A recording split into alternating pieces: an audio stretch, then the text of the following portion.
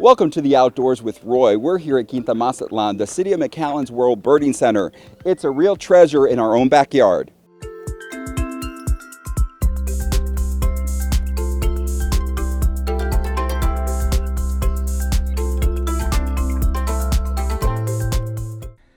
Coming up on this episode of Outdoors with Roy, we will go out for flashlight nights to see what we can spot in the outdoors. Join us for Feeder Watch Fridays, where you can get a glimpse of some of the colorful feathery friends in the Rio Grande Valley. We're here at Quinta Mazatlan for flashlight nights. We're going to show you what you can learn. With us today is our urban ecologist, John Brush. John, what can people do with flashlight nights? And I'm ready to go. All right, excellent. Glad to have you here, Roy. So Flashlight Nights is one of our favorite programs. It's looking at Quinta Mazatlan in a new light. So just as there's tons of life here in the park during the day, at night it's equally active, and there's a lot of different kinds of animals that you can see at the night with our flashlights. Take us to the trails. Tell us what they'll learn. Okay, so we're in our front garden right now, and this is one of our favorite spots to look. And I always look for a very particular insect here. It's called the FlagFooted Bug. We actually have one right here. This looks like a just normal kind of tiny little bug, but then when you look at its hind legs, it's got these really enlarged portions of the leg that gets them that name, flag-footed. This is an interesting insect in that the only known populations in the United States are found in Brownsville and right here at Quinta Mazatlan in McAllen. And then we're going to head over into our National Wildlife Refuge section of the garden. This is a pollinator garden. Let's go. And we're looking at Betony leaf mistflower. This is a native plant, which means that it is highly beneficial to native insects, which are the backbone of our food chains, right? And what we're looking for on this plant are caterpillars. Let's see here. Oh, here's one right here. This is called the yellow-winged paracates moth. And one thing we don't think about a lot of times is that there are so many more moths than there are butterflies. There are about 311 species of butterfly in the valley, but there are many more hundreds of moths. And they're important food sources for birds. This one's got fuzzy hairs.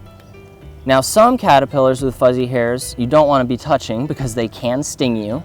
But this one, I know from experience, doesn't. Why is it important for people to learn about some of the natural bugs that we have in our own community? Well, because they serve so many different purposes.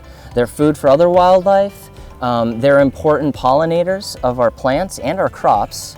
Citrus, for example, is pollinated by bees, so that's a really important one. Watermelons, I know I love a summer watermelon, and you need to have native bees around for that. So just knowing what they do in our ecosystem allows us to appreciate them a little bit more and do what we can to make sure that they have healthy populations. Awesome. Well, let's go to the next spot. Okay. John, we also have a lot of native plants here at Quinta Mazatlan. You want to talk about some of them? Yeah, actually, the one that we're standing beside is called the Brazil tree. And this is one that fascinates a lot of people because the fruits, you can see all these beautiful, fully dark fruits. These are the ripe ones. And these are actually one of our edible fruits. So this is a drupe, which means it has a single seed inside of it. And it's very sweet. So you can just pop it in your mouth. It's kind of between a blueberry and a blackberry to me. I didn't understand. How can you find these out there in the outdoors? Well, you just have to look at the right time of year. So we've just had our summer rains, which is great for all our native plants. So the plants have been blooming, they've been fruiting like crazy. The trick for finding fruits like this is you have to get to them before the birds do, because the birds will go crazy for them, and then they'll spread those seeds out elsewhere in the forest to make lots of new plants. Well, thank you very much, John, for showing us what you can get on flashlight nights here at Quinta Mazatlan. It's been such a great experience and an adventure with you. Thank you very much. Thank you, Roy. At Quinta Mazatlan, you can trek through the trails for some great adventure or just come in to observe some of the most beautiful birds in the Rio Grande Valley. Quinta Mazatlan is offering Feeder Watch on Fridays at 8:30 a.m. It's quiet and peaceful right in the middle of the thorn brush trails. You will be joined by a naturalist and relax in the stone amphitheater. Sometimes you can see as many as 25 bird species sitting in one spot. This is the best time in the morning, is when they're barely waking up, they're starting to look for food, they're foraging, and right now they're nesting. So the morning is when they start doing all that activity.